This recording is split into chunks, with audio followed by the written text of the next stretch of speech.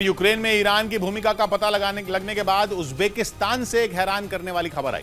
पता चला है कि रूस तक ईरान के हथियार पहुंचने में उज्बेकिस्तान की भी बहुत बड़ी भूमिका है। जब से रूस में ईरान के ड्रोन के इस्तेमाल होने की खबर आई थी, तभी से यह सवाल बड़ी पहेली बना हुआ था कि आखिर ये ड्रोन कहां बनाए जा रहे हैं, क्योंकि ईरान के शाहिद 136 ड्रोन यूक्रेन को अब तक भारी नुकसान पहुंचा चुके हैं।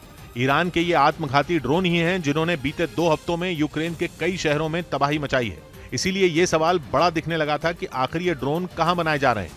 ईरान के सारे सहयोगी देशों के नाम पर कयास लगाए जा रहे थे। इजरायल ने तो पिछले कुछ दिनों से सीरिया में बड़े पैमाने पर हवाई हमले किए हैं। इजरायल के हमलों के पीछे भी ईरान के हथियारों का खेल ही वजह मानी जा रही थी। माना जा रहा था कि सीरिया में ही ईरान की फौज की निगरानी में ड्रोन बनाए जा रहे हैं, लेकिन उज्बेकिस्तान से दावा किया गया कि ईरान के ड्रोन तो उनके देश में बनाए जा रहे हैं।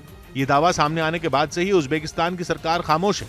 वो बता ही नहीं पा रही कि आखिर ये दावे सही हैं या नहीं, क्योंकि अगर उज्बेकिस्तान में हथियार बनाए जाने की बात सही हुई तो अमेरिका और यूरोपियन यूनियन का पारा चढ़ना तय होगा। और उज्बेकिस्तान इस वक्त अमेरिका और यूरोप की नाराजगी मोल लेना नहीं चाहेगा। सबसे बड़ी बात यह कि यह दावा उज्बेकिस्तान के एक बड़े नेता की तरफ से किया गया, जिसने वहां के रक्षा मंत्री और विदेश मंत्री को सीधी चुनौती दे दी। उन्होंने साफ कहा कि अगर उनकी बात सच नहीं है तो साबित करके दिखाएं। उज्बेकिस्तान में ईरान के हथियार बनने का दावा करने वाले शख्स उज्बेकिस्तान के संसद के डिप्टी स्पीकर हैं।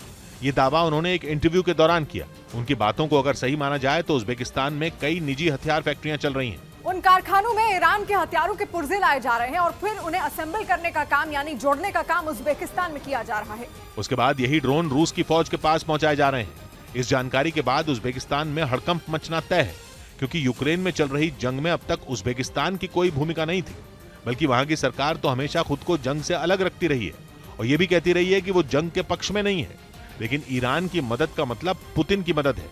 सीधा मतलब यह कि यूक्रेन में चल रही जंग में रूस का साथ दिया जा रहा है। दूसरी तरफ उज्बेकिस्तान से जो जानकारी सामने आई वो केवल ड्रोन बनाने तक की नहीं है, बल्कि ऐसी है जो यूक्रेन और अमेरिका को झकझोर कर रख देगी, क्योंकि पता चला है कि उज्बेकिस्तान में ईरान के केवल ड्रोन ही नहीं बनाए जा रहा है, बल्कि कुछ मिसाइलें भी बनाई जा रही हैं। ये कौन सी मिसाइलें हैं ये तो साफ नहीं हुआ, लेकिन ईरान की मिसाइलों का जिक्र यूक्रेन को परेशान करने वाला है, क्योंकि अब तक यूक्रेन दावा करता रहा है कि रूस की फौज के पास मिसाइलें खत्म हो गई हैं।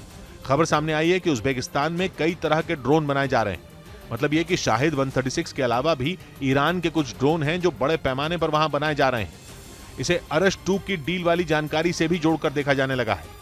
माना जा रहा है कि यह नया ड्रोन अरश 2 हो सकता है, लेकिन वो मिसाइल कौन सी है जो ईरान रूस के लिए बना रहा है ये साफ नहीं है।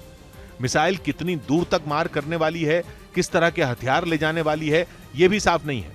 लेकिन दावा किया जा रहा है कि यह जमीन से जमीन पर वार करने वाली मिसाइल है।